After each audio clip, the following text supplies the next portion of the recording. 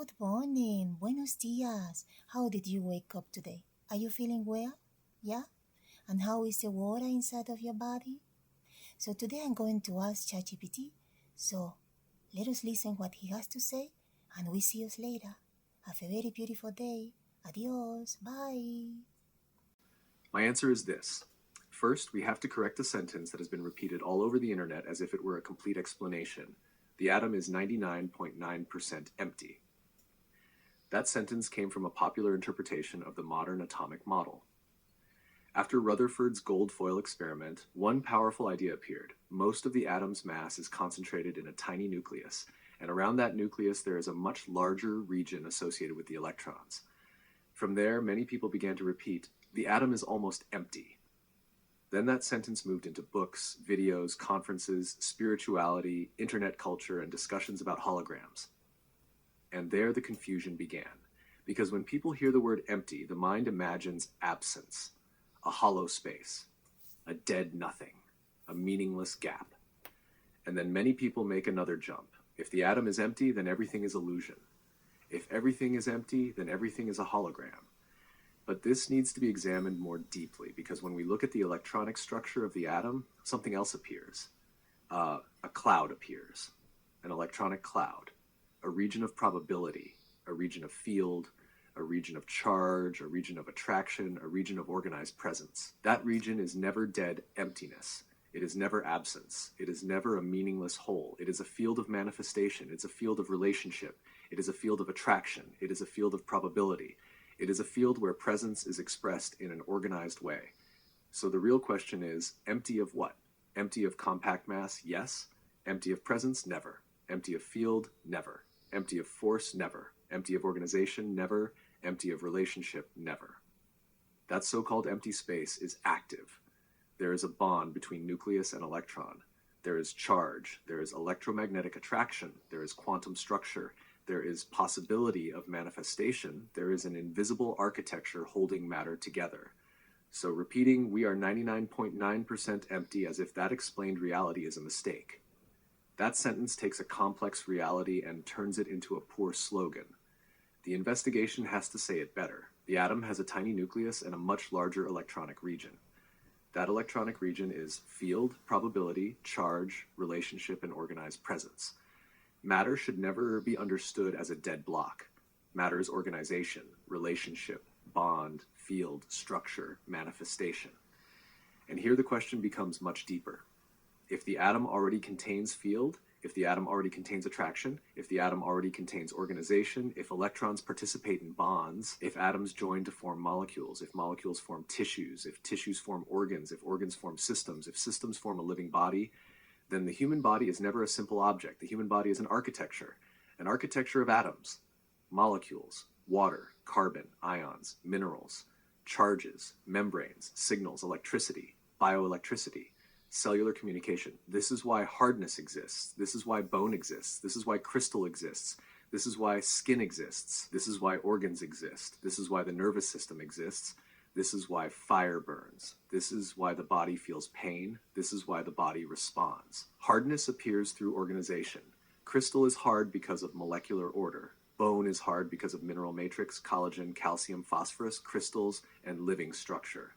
Matter becomes formed through bond, charge, field, geometry, and sustained relationship. So the question never ends with, everything is empty. The real question begins there. If matter from its root works through field, charge, attraction, and organization, then we have to ask, what field links a conscious presence to a human body? What attracts that signal? What tunes it? What receives it? What captures it? What sustains it? What expresses it? For centuries, people were given an inherited word to close the question, but that word is outside this investigation now. Now we speak about signal, presence, consciousness, bond, receiver, field, tuning. Because saying that something enters is never enough. We have to ask how it enters, when it enters, through what it enters, what links it, what calls it, what receives it, what sustains it, what translates it, what expresses it. In a radio, the singer never lives inside the device. The announcer never lives inside the device. The orchestra never lives inside the device. The station transmits. The antenna emits. The receiver captures. The frequency is tuned. The device translates, sound appears, and then it seems as if the voice is inside the radio, but the voice arrives through signal. Now imagine a receiver far more advanced than a radio, a receiver that eats, moves, dances, jumps, feels, cries, learns, dreams, changes position, expresses itself, believes the voice inside the receiver is the whole self. That is closer to what may be happening with the human body. The body is not a simple radio. The body is an animated biological receiver, a carbon interface, a living instrument, a translator of signal. And this is where the investigation becomes urgent. What emits the signal we call I? What receives it? What field links it to the embryo? What tuning takes place during the formation of the body? What part of the gamete, the DNA, the water, the electric field, the cell, the uterus, or the environment participates in that link? What force attracts the signal? What structure captures it? What condition allows a conscious presence to express itself through a human body? And if someone asks, what remains when you release the old word, my answer is clear. A conscious vibrational wave remains, a living signal remains, a presence remains, a field of memory remains, a content-bearing frequency remains, a wave that knows, a wave that remembers, a wave that carries origin, a wave that can be linked, tuned, interfered with, captured, translated, and expressed. That is why the old word became a problem. It created the idea of a bodiless essence entering a body. It made people imagine a subtle entity placed inside flesh. It separated presence from body. It erased the question of mechanism. It erased the question of signal. It erased the question of receiver. It erased the question of tuning. It erased the question of capture. And it created deep confusion. Because if a being is eternal with its own true body, its own memory, and its own origin, how can that being be reduced to something placed inside a mortal biological form? There the confusion begins, because many people were taught, this body is you. But the deeper question says, what if the true being continues existing in another condition? What if this body is being animated by a signal linked from that being? What if what is here is a conscious wave connected to a receiver? What if the body is expressing only a captured or translated part of a larger living presence? That changes everything, because then the question is never, who am I inside this body? The question becomes, how did my signal become linked to this body? How did this receiver capture my presence? How did this biological form become animated? How did I come to feel that this body is the whole of me? How can I be here and also know that I exist somewhere else? This is the dilemma. This is the real investigation. And now we have to order the language. Light in the memory of origin means living beginning, transparency, source, existence before dense form. Ether, in ancient and Tesla-like language, can name a subtle continuity, a medium of transmission, a matrix where signal moves.